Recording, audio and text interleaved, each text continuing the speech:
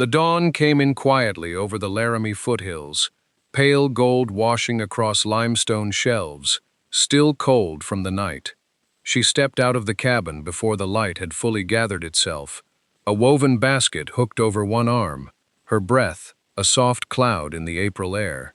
The path she walked was not much of a path, more a worn suggestion in the new grass, a gentle record of how many mornings she had come this way since autumn. She did not hurry. She never hurried on this walk anymore. Up the hillside she went, past the fence line her husband had set in cedar posts last fall, past the place where the creek bent south and caught the first real sun of the day. The limestone rose around her in pale shelves and tilted slabs, and the grass grew shorter, and the shadows grew longer, and then she was standing before it, the wide, dark mouth cut into the rock face, 12 feet across at the opening, narrowing gently inward, exhaling the faint warmth of trapped stone and dry earth. The town had called it the Black Crack for as long as anyone could remember. The name said everything the town needed to say about it. Stay away. Nothing good lives there. Leave it to the dark, and whatever the dark keeps. She stepped inside without hesitating. From deeper in the shadows came the soft, rolling murmur of a great many birds at rest, a sound like distant water, like contentment itself given feathers. She smiled and let her eyes adjust. Later, walking back down the hill, with the basket heavy and the morning still young, she would think, as she often did, about how none of this had been a plan. Plans were things her husband drew on paper, careful lines and measured angles. What she had done was something else. What she had done was follow. It was the turkeys that led her here. 19 bronze-feathered birds, nervous as October itself, disappearing one cold morning up the hillside, toward the one place in the valley that the whole of Hester's Ford agreed a sensible person had no business going. She had stood at the fence line and watched them go. Every neighbor she had in that small settlement of 40 families would have turned back then. Every neighbor she had would have written off the birds, muttered something about the Black Crack taking what it wanted, and gone inside to put more wood on the fire. She had picked up her lantern instead. Her husband had asked her not to go. He had said it quietly, the way he said most things, not with anger, but with a carpenter's honest calculation of risk. She had kissed his cheek and tied a length of rope to the fence post and gone anyway. That was October of 1883, 6 months ago, a whole long winter between that moment and this one. The basket on her arm held 43 eggs. The homestead had been theirs for 14 months, and in that time they had learned the particular arithmetic of barely enough. The cabin stood, that much could be said for it. Solid chinked log walls, a door that hung true, a stone hearth her husband had laid, with the same deliberate patience he brought to every joint and corner. The barn was half finished, its north wall framed, and waiting for the lumber he hadn't yet been able to afford. They had a kitchen garden that had given them squash, dried beans, and more turnips than either of them wanted to remember. They had a mule named Hector, a borrowed plow, a root cellar dug by hand through rocky soil, and 19 bronze-feathered turkeys that were, in honest terms, the most valuable thing they owned. The land claim payment was due before the new year. She had done the accounting herself 3 times, each time arriving at the same quiet conclusion. The turkeys had to carry them through. So on that brittle October morning, when she walked out through frost-stiff grass to count the flock and found only 13 birds in the yard, her first feeling was not curiosity. It was something colder and closer to fear. She counted again. Still 13. She looked toward the hillside. The tracks were not hard to follow. Heavy bird prints pressed into the white-tipped grass, moving in a loose, purposeful line up the slope toward the limestone outcropping. She had seen those rocks 100 times from the cabin window. Every family in Hester's Ford knew them. The crack ran vertical through the face of the hill, like a seam split by some old and indifferent force, 12 feet wide at the mouth and shadowed so deep that even summer sunlight didn't fully reach the floor. The settlement's older residents spoke of it in short sentences. 3 prospectors, years back, went in sound, came out wrong. Nobody had gone in since, and nobody encouraged the idea. She had always told herself she was not superstitious. But standing there at the base of the hill, with the frost burning cold through her boots and the tracks leading straight toward that shadow, she found that the unease was less a thought than a physical thing. A tightening across the chest, a slowing of the feet. 6 of her turkeys were in there. 6 birds, worth the difference between making the payment and not making it.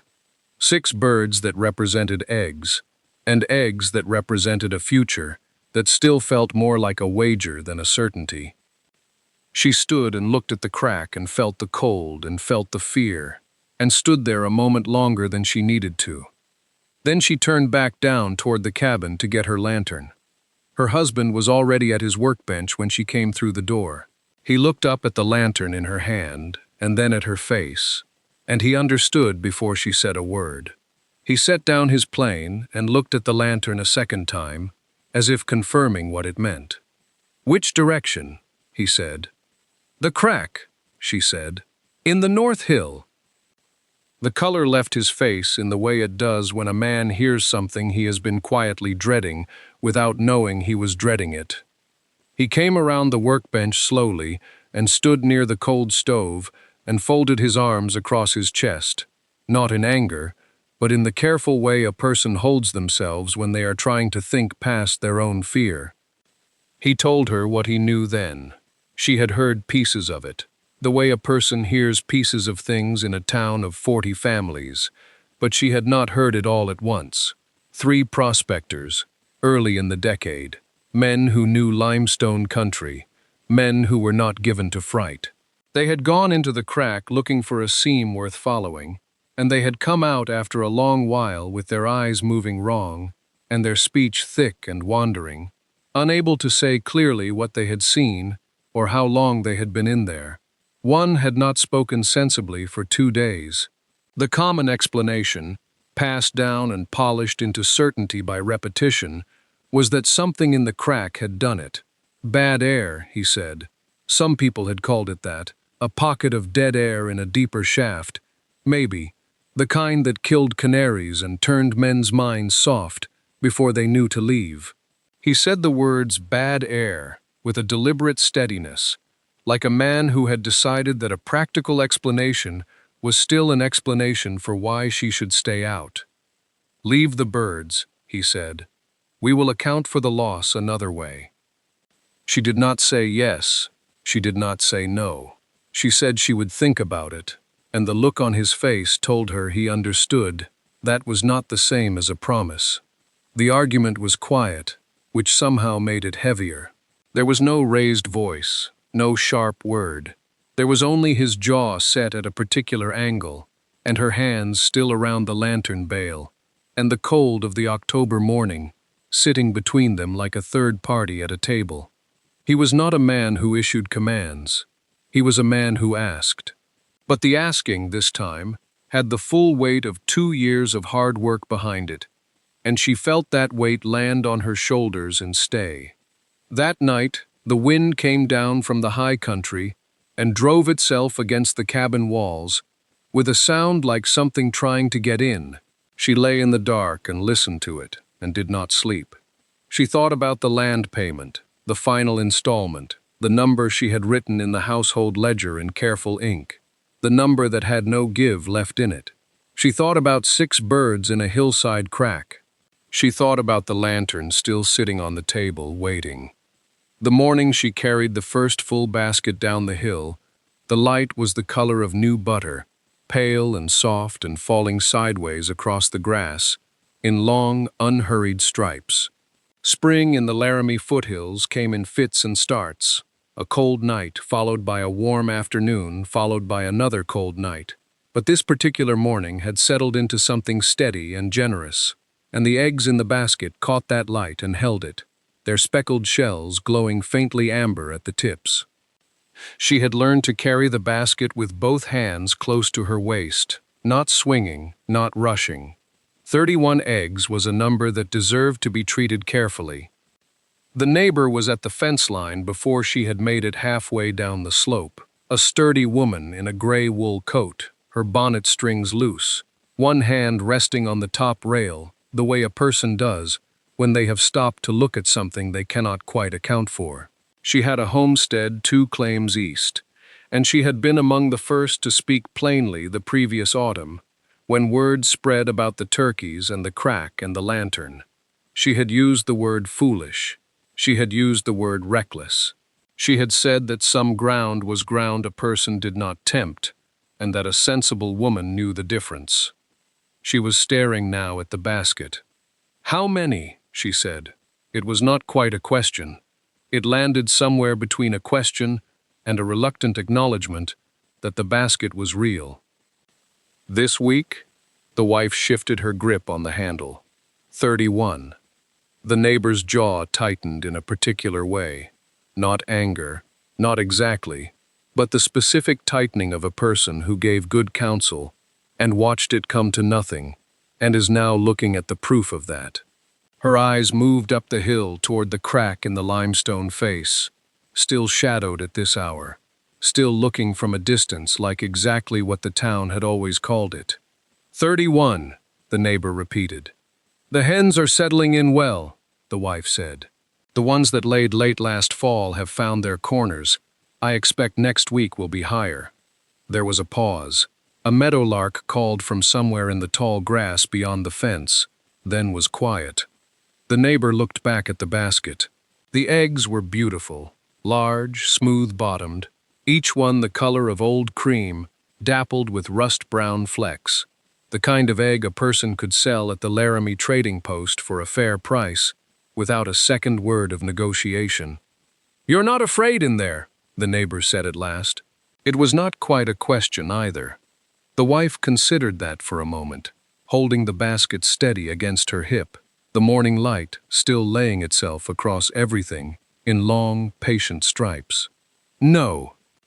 Then she smiled, not unkindly, and kept walking down the hill toward the cabin, where the ledger waited on the table. The ledger could wait. That was what she had told herself on that October morning 6 months before, standing at the base of the hill with the rope in her hands and the lantern not yet lit. The sky had still been more gray than blue. Her breath had come in small, visible clouds. Behind her, down the slope, the cabin was quiet. He had not risen yet, and she had chosen not to wake him, not out of secrecy exactly, out of certainty. She knew, in the particular way a person knows something before they can explain it, that argument would slow her down, and the turkeys would not wait. She struck the match on the fence post and cupped the flame into the lantern. It caught, steadied, threw a warm circle across the frost-stiffened grass at her feet. She tied one end of the rope to the post, a good knot, the kind he had taught her the first autumn they pulled stumps together, and wrapped the other end twice around her wrist, not tight enough to cut, tight enough to remember. Then she walked up. The mouth of the crack was wider than it looked from the cabin yard, easily 12 feet across, the limestone walls angling inward above her, like a slow narrowing of palms pressed together. The shadow it cast was absolute and immediate. 2 steps inside, and the October morning simply ceased. No wind, no meadowlark. The sound of Hester's Creek dropped away, as though a door had closed behind her. She held the lantern out and kept walking. The passage narrowed, 8 feet, then perhaps a little less, and the walls were close enough that she could have touched both sides by spreading her arms. The stone was rough under her fingertips when she trailed one hand along it, cool at first, and then she stopped. Warm. Not the warmth of a fire, not the sharp warmth of a stove, something slower and deeper, the way a stone wall on the south side of a barn holds the afternoon in it, long after the sun has moved. She pressed her palm flat against the rock, and felt it unmistakably. Heat, stored in darkness, giving itself back. She walked on. The passage opened without warning into a chamber that made her breath catch. 15 feet across, perhaps more. A ceiling of solid limestone arched overhead, dry as a church in summer.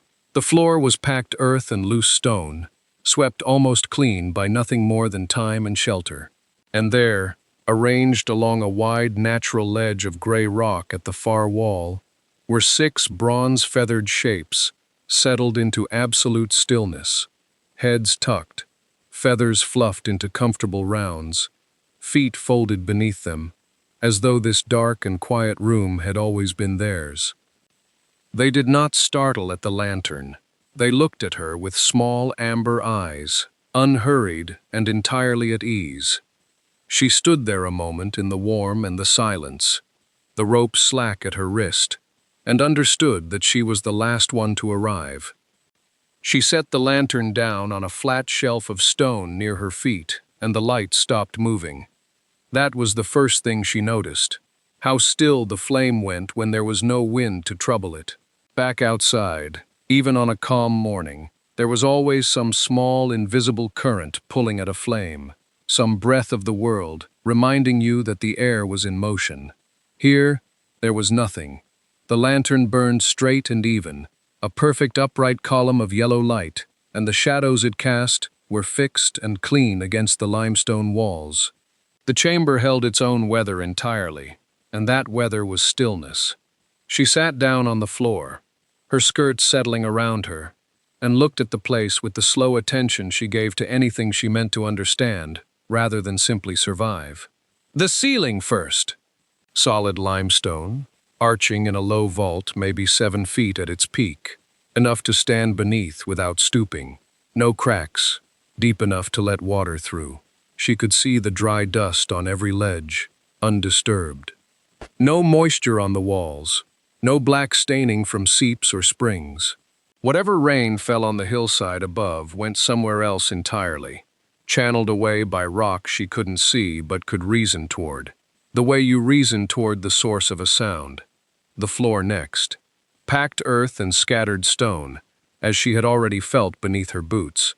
But looking more carefully, she could see it was nearly level, nearly clean. No deep channels where water had run through in wet seasons. No animal signs beyond the birds themselves. No fox scat. No claw marks along the walls. No hollow bones scattered from some other creature's den. Whatever had kept foxes out had kept everything else out as well. The entrance, she recalled, narrowed as it went. 8 feet across at most by the time it reached this room. Enough for a woman and a lantern, not enough for a fox moving in any kind of haste. And then the heat. She'd felt it in the passage, but here she could think about it properly. The outer wall of the hillside faced south. Dark stone. She had noticed the color difference even in low light. A denser, almost charcoal gray in the limestone. Stone that absorbed. Stone that gave back slowly and long, the way a good hearthstone radiates warmth into a room for hours after the fire has gone to coals. There was no fire here, no mystery to it. The sun moved across that south-facing rock all day, and the rock remembered, and the chamber received what the rock remembered. Simple as bread rising from yesterday's warmth. She rested her hands in her lap and let the understanding settle through her. No curse, no bad air, just the land doing the quiet, patient work it had always done, seen or unseen, understood or feared, for longer than any town had a name for it. She looked at the 6 birds along their ledge, content in the dark, and began to think. She had not meant to stay so long. The lantern had burned down a quarter of its wick by the time she turned back toward the passage, and she could feel, more than calculate, that the morning had moved on without her. The turkeys barely stirred as she rose. One ruffled its feathers and settled again. She took that as a kind of blessing. The passage back was easier than she'd expected. She had memorized it on the way in, without realizing, her feet finding the angle of the floor, her shoulder knowing when to turn. The rope was still taut in her hand, still tied to the fence post somewhere ahead in the light, and she followed it the way you follow a familiar voice through a crowded room. She came out blinking. He was standing not 2 feet from the crack's mouth, the rope wrapped twice around his fist, his face a color she had never quite seen on him before, somewhere between rage and the particular terror of a man who has been imagining the worst for 40 minutes without any way to stop himself. His jaw was set, his knuckles were white. She stepped into the thin October sun and looked at him. He said nothing, neither did she, for a moment. Then she crossed the distance between them and took his clenched hand, rope and all, and turned it gently, palm open, and pressed it flat against the outer wall of the crack, against that charcoal dark stone that faced south, against the warmth that lived there even now, even in the cold morning air, steady and dry and patient as a banked fire. She felt him go still. She said, "Come see." Just those 2 words, nothing more. He looked at her, he looked at the wall, he looked at the darkness of the passage, which was not, in the full light of morning, quite so absolute as it had seemed. And she watched the resistance, the fear dressed up as practicality, the worry, wearing the face of common sense. She watched it move across his expression, like a cloud shadow crossing open ground, slow, then gone. He picked up the lantern she had set at her feet. He did not hand it to her, he held it himself, and he walked in first, which told her something about the kind of man he was, even now, even frustrated, even half undone with relief. She followed, one hand resting lightly on his back. In the passage he was quiet, learning the angles as she had learned them. She heard the moment he felt the temperature shift, a small breath, almost inaudible, the sound a person makes when something real surprises them past words. And when they came through into the chamber, when his lantern lifted and swept the pale stone ceiling, and the natural ledges, and the 6 bronze birds watching them from the dark, like patient, copper-feathered judges, she heard him make a different sound altogether. Not surprise, something closer to recognition. He did not say much that night, neither did she. They sat by the fire after supper with the kind of quiet that has weight to it. Not empty, but full, the way a room feels after something important has just been decided. He turned his coffee cup in his hands. She mended a hem she had been putting off for 2 weeks. Once, he looked up and started to speak, and then didn't, and she understood that he was still arranging the thing inside himself, finding the right shelf for it. She gave him the time. By spring, the arranging was done. Market Day in Hester's Ford came on a Thursday in late April of 1884, and the morning started before sunrise with the particular chaos of 19, now 63, bronze-feathered turkeys expressing their opinions about being crated. He worked the catches with practiced hands. She guided the birds in with a grain trail and a patience that had grown, over the past months, into something close to fluency. They loaded the wagon in the gray pre-dawn, crates stacked too high in the bed, baskets of eggs packed in straw and covered with cheesecloth, everything balanced and tied. He checked the axle. She checked the eggs. He checked them again. They left at first light. The road to the Laramie trading post ran 12 miles through country that was still half winter in the hollows, and already summer on the south-facing slopes, a landscape of argument, contradicting itself every quarter mile. She watched it go past from the wagon bench. The turkeys were loud for the first 2 miles, and then settled into a low, rolling murmur, like a congregation between hymns. At the trading post, a man with ink-stained fingers and a ledger book came out to meet them before they had finished pulling the brake. He had been expecting them.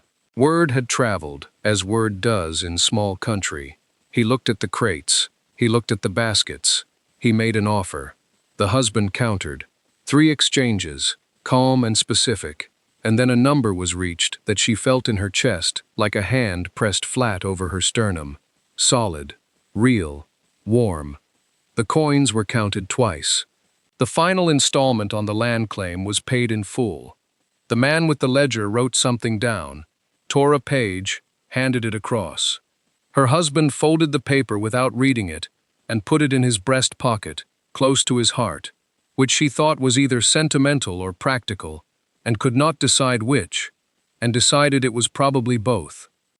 They turned the empty wagon home in the late afternoon, the light going gold and long across the prairie, the turkeys silent now, the baskets stacked flat. She watched the shadow of the wagon stretch out ahead of them on the road, like a long, comfortable version of themselves. He said nothing. She said nothing. A full mile passed beneath the wheels. The road home took longer than the road out, the way it always does when there is nothing left to prove.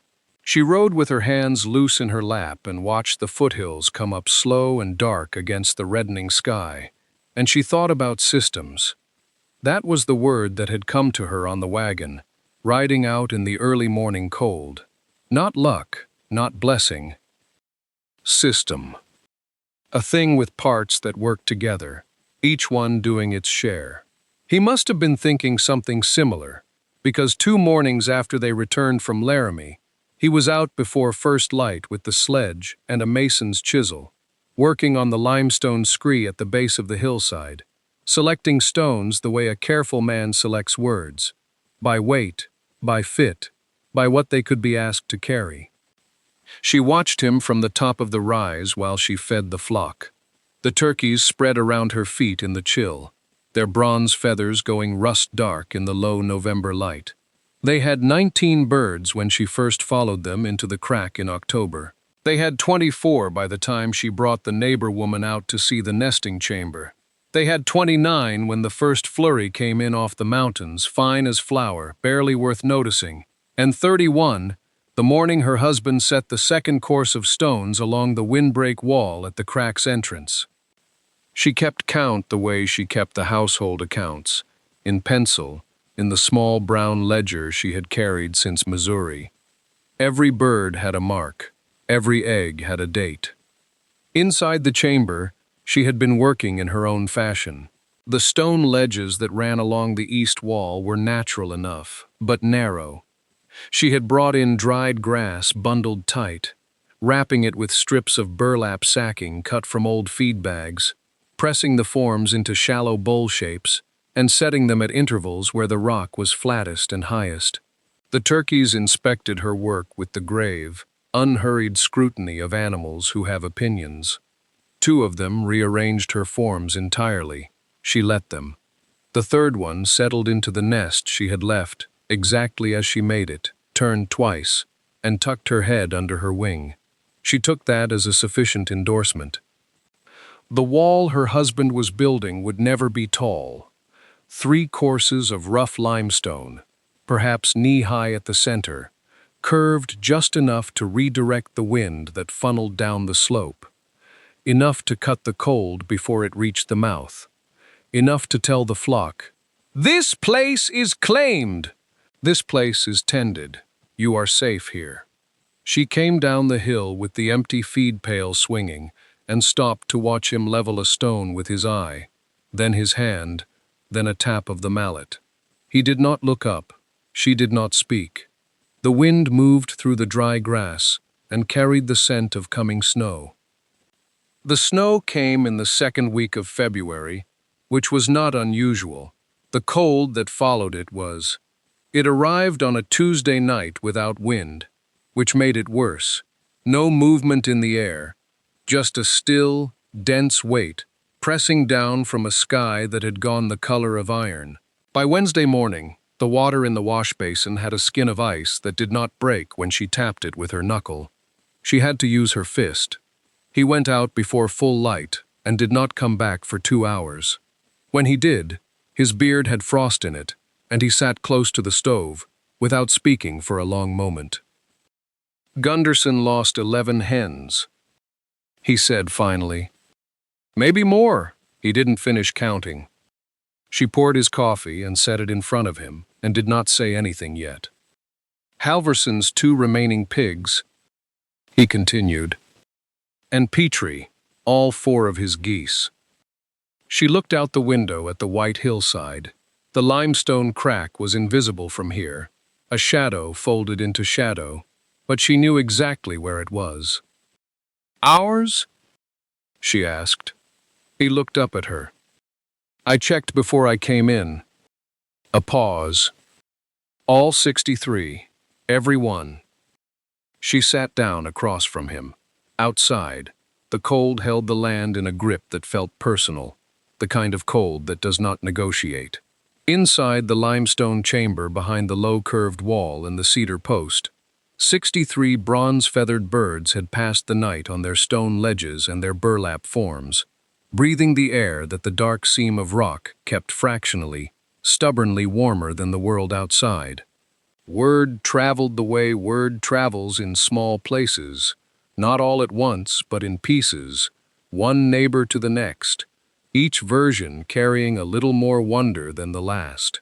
By Thursday, Gunderson came himself, hat in hand, standing at the edge of the yard with the specific expression of a man who has lost 11 hens and is rethinking his certainties. He did not ask about the crack directly. He asked how the birds had fared. Well, she said. Come and see, if you'd like. He looked at the hill. He looked at her. He looked at the hill again. People say that place is... He stopped. People said. She agreed quietly. Past tense suits it better now. He did not go up that day, but he came back Friday with his wife, and they stood at the entrance to the limestone chamber and looked inside at the nesting forms, the stone ceiling, the flock moving unhurried in the dry warmth, and neither of them said anything for a long moment. His wife reached out and touched the cedar post, not the words carved into it, just the wood itself, smooth and certain. How did you know? She asked. She thought about it honestly. I followed the turkeys, she said. She carved it on a Tuesday morning, when the air still held the last cool breath of night, and the turkeys were already moving up the hill in their unhurried procession, bronze feathers catching the early light like hammered coins. She had chosen the cedar herself, a length cut from a fallen post at the corner of the north fence, straight-grained and pale, the kind of wood that takes a blade cleanly and holds the mark for years. She sat on the flat rock outside the chamber entrance with her carving knife and worked slowly, not because she was uncertain of what to write, but because she wanted the letters to feel earned. Welcome, she carved, and beneath it, smaller. Good shelter here. No warning, no name, no date even, because a welcome ought to feel like it was always true, like the stone wall her husband had laid before winter, like the dark seam of rock above that had been absorbing heat and giving it back long before any of them had thought to notice. He came up while she was smoothing the final letter, his hands dusty from the morning's work on the fence line. He stood behind her and read it without speaking. Then he reached down, took the knife gently from her hand, and turned the post slightly in the ground so he could reach the back face. She watched him cut a single small notch there. Not letters, just a clean diagonal line, the mark a carpenter makes when a joint is set and true. His own kind of signature, his own kind of yes. She did not ask what it meant. She understood it the way she understood most things he did with his hands. It meant, this holds, and I was here, and I believe in this now. They drove the post together, her holding it straight while he tamped the earth firm around its base with the heel of his boot. It stood at the right side of the entrance, where the morning light would catch it first. The name came not long after, and it came the way all the best names do, sideways, without ceremony, from someone who wasn't trying to name anything at all. She heard it first from the wife of the man who ran the feed store, who mentioned in passing that her boy had asked if they could walk up to that turkey hollow in the hills. Before supper, She repeated it to her husband that evening, over the sound of the creek and the settling of the flock. "Turkey Hollow," she said, testing it. He looked up from the harness he was mending. "That'll do," he said, and it did. It traveled the way the story had, one mouth to the next, each telling a little lighter than the last, until the fear had worn off it entirely, and only the useful truth remained. Good shelter, warm stone, worth knowing. The noon sun had climbed high enough to clear the ridge by the time she came down the hill, her basket cradled in both arms, the weight of it pleasant against her ribs.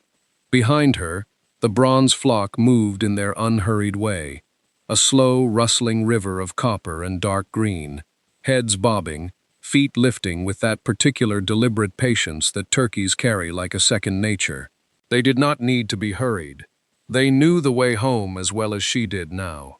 She counted them as she walked, the way she always did, the numbers coming easy after so many mornings of practice, more than she could count on both hands 3 times over, more than she had ever expected to hold in 1 year on a single piece of Wyoming ground.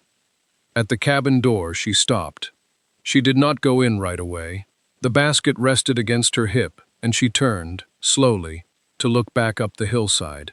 The limestone face caught the light cleanly at this hour, pale and warm, and the entrance to the hollow showed as a deep, familiar shadow between the stone walls, the cedar post standing at its right side, the carved letters worn already by weather into something softer, something that looked less like a warning and more like a word you might say to a friend passing through.